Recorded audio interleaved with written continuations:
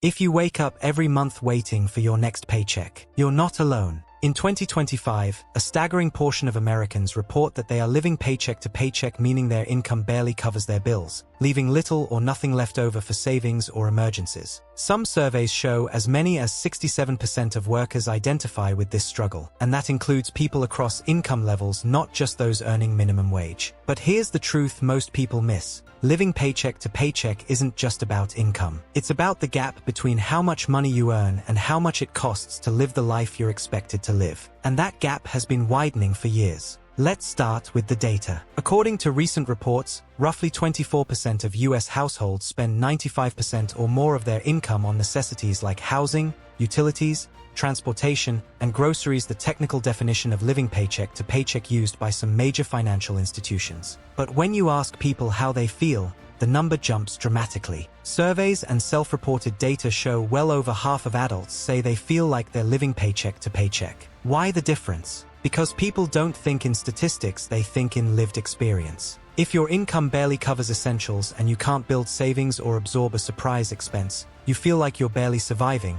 even if technically you're above a poverty threshold. One of the most fundamental reasons people feel trapped by their paychecks is that wages have not kept pace with the cost of living. Inflation and rising prices for essentials like food, rent, and healthcare have climbed faster than wage growth for many workers. That means even when people get raises, their real purchasing power doesn't increase much, and sometimes it doesn't increase at all. When the cost of living rises faster than your paycheck becomes worth less over time. And that's a structural economic shift, not a personal failure. Perhaps the most visible pressure on household budgets today is housing. Across the US, rent and home prices have surged, pushing more families to spend a huge share of their income just on a place to live. In one recent analysis, nearly half of renters aged 35 to 44 were spending 30% or more of their income on housing, with many spending 50% or more when utilities were included. That's not a lifestyle choice, that's survival. When housing eats such a large portion of your income, everything else gets squeezed: food,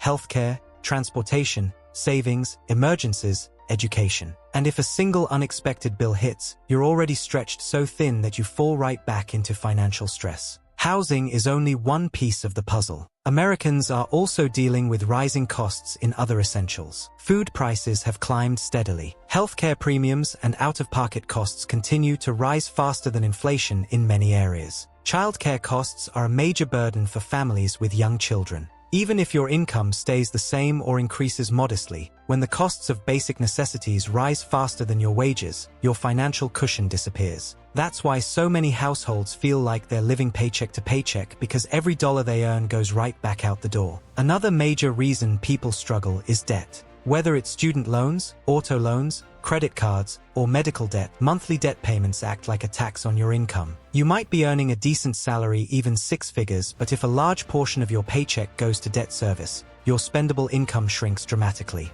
And debt doesn't just take money, it takes choices. It limits your ability to save, invest, or prepare for emergencies. It turns your paycheck into a series of obligations rather than a tool for building security. Here's the part that surprises most people. You can earn a good income and still live paycheck to paycheck. Financial planners and surveys have found that even high earners, including those making well above the median household income, often report living paycheck to paycheck. Why? Because higher income often comes with higher fixed expenses, bigger mortgages, luxury cars, private school tuition, and lifestyle costs that expand as income increases. This phenomenon is sometimes called lifestyle inflation. The more you earn, the more you spend. So a paycheck-to-paycheck existence isn't just about how much you make, it's about how much of your income is already committed before you even get it. Money isn't just math, it's psychology. The fear of running out of money, the anxiety of unexpected expenses, the pressure to keep up with peers, all of this creates a psychological layer that feels like living paycheck to paycheck, even if your numbers are technically stable. Studies show that money is one of the leading causes of stress for Americans,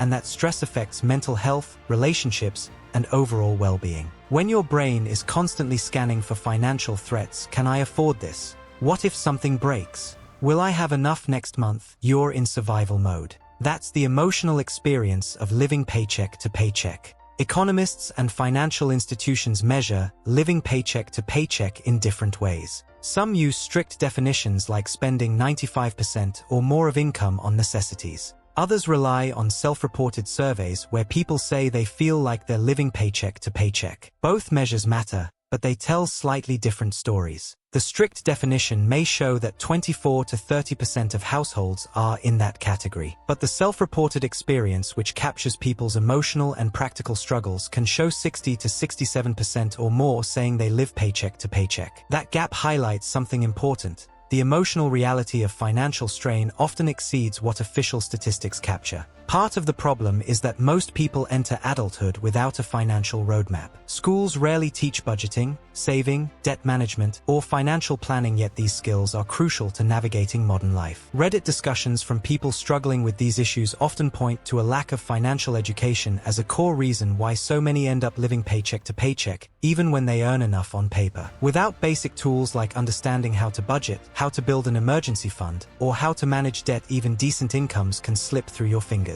Even when people budget carefully, one unexpected expense, a car repair, medical bill, or emergency travel, can wipe out their financial buffer. Studies show that a large share of Americans cannot cover a $400 unexpected expense without borrowing or selling something. That lack of financial resilience means many people are just one crisis away from feeling like they're back to square one, paycheck to paycheck all over again. It's easy to think that living paycheck to paycheck is a personal failure. But the data and lived experiences tell a different story. Structural economic forces are at play. Wage stagnation, rising living costs, housing shortages, healthcare inflation, and debt burdens all contribute to a financial environment where even full-time work doesn't guarantee stability. This isn't about laziness or poor effort, it's about the economic reality most people face today. So what's the path forward? Understanding the real reasons behind paycheck to paycheck living is the first step. People who break the cycle often do these things. Track every dollar so you know where your money is going. Build a small emergency fund to absorb shocks. Automate savings so you pay yourself first. Cut high-cost obligations like unnecessary subscriptions or oversized housing. Educate yourself on financial basics, budgeting,